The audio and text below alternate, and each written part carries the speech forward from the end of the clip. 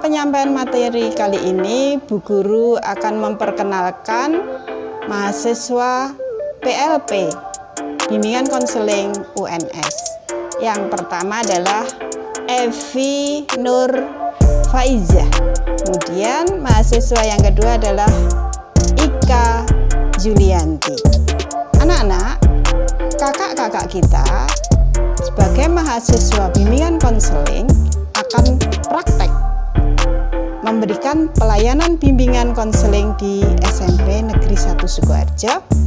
Untuk itu, kalian bisa mengikuti materi yang akan mereka sampaikan dan kalian bisa menyimak secara baik.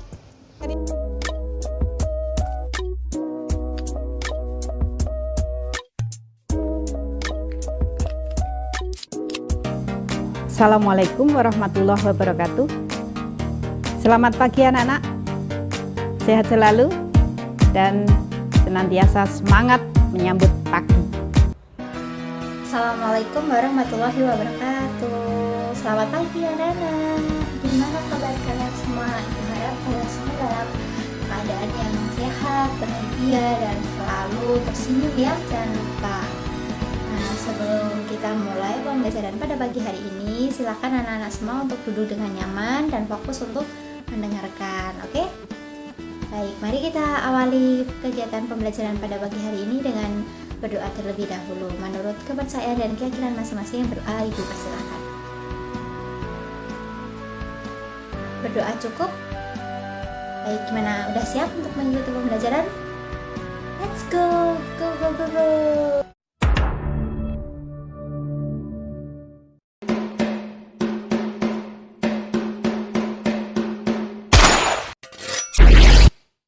Perilaku altruisme, yaitu tindakan sukarela yang dilakukan seseorang atau sekelompok orang untuk menolong orang lain tanpa mengharapkan imbalan apapun. Jadi orang yang memiliki perilaku altruisme atau sifat altruisme itu akan menolong orang lain secara tulus tanpa mengharapkan imbalan apapun, datang dari hati si penolong.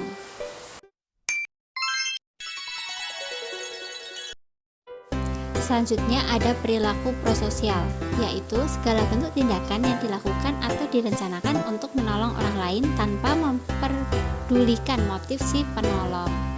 Jadi perilaku altruisme dan perilaku prososial itu mirip atau bisa dikatakan sama. Namun ada perbedaan yang mendasar. Apa perbedaannya? Ayo kita cari di slide selanjutnya.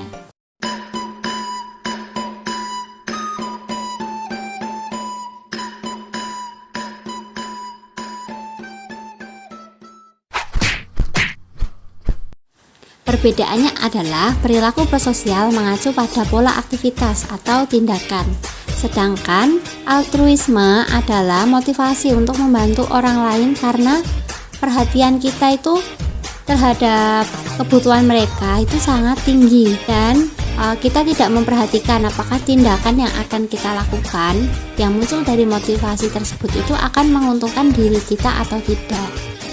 Jadi kalau altruisme itu adalah motivasi atau dorongan, sedangkan prososial itu mengacu pada perilakunya.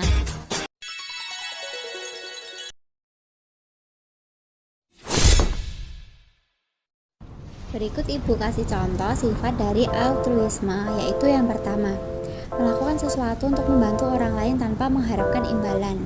Yang kedua, membantu seseorang meskipun ada biaya atau resiko pribadi. Yang ketiga, membantu orang lain meskipun dalam kesulitan. Dan yang terakhir, menunjukkan kepedulian terhadap kesejahteraan orang lain.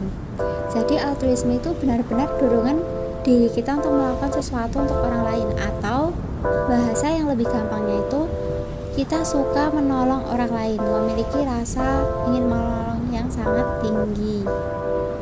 Namun meskipun begitu, kalau kita memiliki perilaku altruisme itu secara berlebihan, itu akan berdampak buruk bagi kita.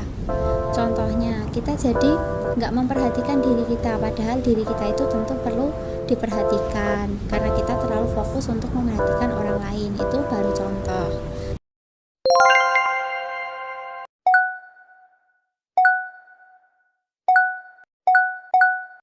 Selanjutnya terdapat aspek altruisme. Apa saja aspeknya? Yang pertama ada empati, kedua tidak egois dan rendah hati, ketiga peka dan siap membantu orang lain, keempat memiliki rasa belas kasihan yang tinggi, dan yang terakhir penuh kasih sayang. Jadi aspek altruisme itu adalah salah satu aspek yang membuat kita itu memiliki rasa untuk menolong orang lain. Empati adalah keadaan mental seseorang yang merasa bahwa dirinya memiliki perasaan, pikiran, dan juga keadaan yang sama dengan orang lain. Biasanya ini orang yang dikasihinya.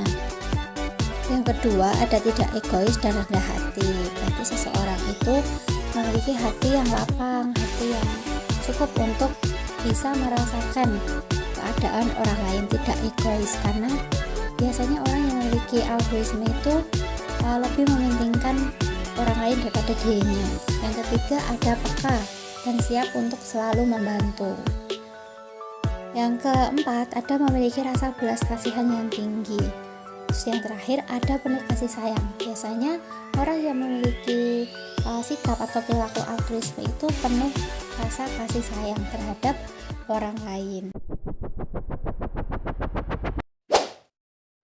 Oke, selanjutnya ada aspek perilaku prososial. Yang pertama, ada sharing atau berbagi. Yang kedua, ada cooperation atau kerjasama. Yang ketiga, ada helping atau membantu. Yang keempat, ada donasi atau member. Dan yang terakhir, ada honesty atau kejujuran. Jadi ada 5 aspek mengenai perilaku prososial. Yuk kita bahas satu-satu ya. Sharing atau berbagi itu kita memiliki kesediaan untuk berbagi kesedihan, kesenangan, dan apapun yang kita punya kepada orang lain. Yang kedua, ada kerjasama, yaitu kita mampu bekerja sama dengan siapapun tanpa memandang jenis kelamin, suku, dan sebagainya. Yang ketiga, ada membantu. Kita selalu siap untuk membantu orang lain. Dan yang keempat, ada memberi. Kita bisa memberi apapun yang kita punya untuk orang lain, misalnya memberi sedekah, memberi donasi, kayak gitu. Terus yang terakhir ada kejujuran. Ini adalah kita tidak melakukan kecurangan dimanapun. Misalnya, curang ketika mengerjakan tugas yang harusnya dikerjakan mandiri tapi malah nyontek temennya. Curang ketika kita sedang melakukan pas, itu juga kayak bisa masuk ke kecurangan. Jadi kita tidak memiliki kejujuran.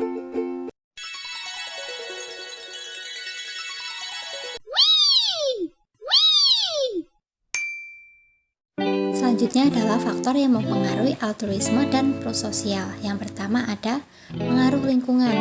Yang kedua ada kesadaran diri. Yang ketiga ada pola asuh orang tua. Yang keempat lingkungan pertemanan. Nah, dari keempat faktor ini mereka itu menentukan perkembangan perilaku altruisme dan prososial kita. Misalnya yang pertama, pengaruh lingkungan. Tergantung dari lingkungan pertemanan kita. Terus lingkungan di rumah, lingkungan di sekolah itu bagaimana? Itu bisa untuk mengembangkan dan bahkan menurunkan dari kedua perilaku positif tersebut. Yang kedua ada kesadaran diri. Jadi perilaku altruisme dan prososial itu muncul karena kesadaran diri kita atau sudah ada sejak kita masih kecil. Yang ketiga ada pola asuh orang tua. Pola asuh orang tua ini mempengaruhi pertama kali kita memiliki perilaku altruisme dan prososial. Bisa saja seorang anak apabila diasuh dengan kurang benar, diasuh dengan kekerasan, bisa jadi seorang anak tersebut memiliki perilaku yang kurang baik. Dan yang terakhir adalah lingkungan pertemanan. Lingkungan pertemanan ini sangat menentukan apakah perilaku positif kita itu dapat berkembang atau tidak, atau malah menurun dan menghilang, sehingga kita lebih banyak memiliki sikap negatif atau perilaku negatif daripada perilaku positif. Jadi kita harus pintar-pintar memilih teman dekat agar kita bisa berkembang menjadi pribadi yang lebih baik lagi. Ya, berikut tugas kita ya. Tuliskan perilaku altruisme dan prososial yang kamu miliki. Dan yang kedua, jelaskan caramu untuk mengembangkan perilaku tersebut. Tulis di buku tulis dan kumpulkan di Spensako ya. Apabila ada pertanyaan tentang materi hari ini atau tentang tugas yang Ibu berikan, kalian bisa WA ibu ya, nanti akan ibu balas. Oke? Jangan lupa tugasnya dikerjakan. Semoga materi yang ibu berikan bermanfaat untuk kita semua. Apabila ada salah kata dalam penyampaian, ibu mohon maaf. Mari kita akhiri kegiatan hari ini dengan berdoa terlebih dahulu. Menurut kepercayaan dan keyakinan masing-masing, berdoa ibu persilahkan.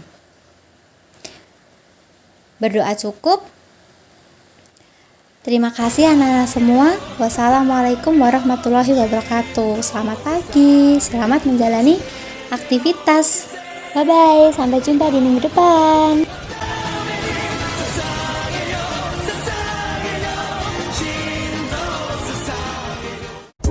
Baik anak-anak, tadi yang Bu Guru jelaskan telah membangkitkan kalian untuk mengeksplor apa yang ada pada diri kalian. Kekuatan kalian, mimpi-mimpi kalian akan muncul mulai sekarang. Maka jangan takut dengan bercita-cita setinggi langit.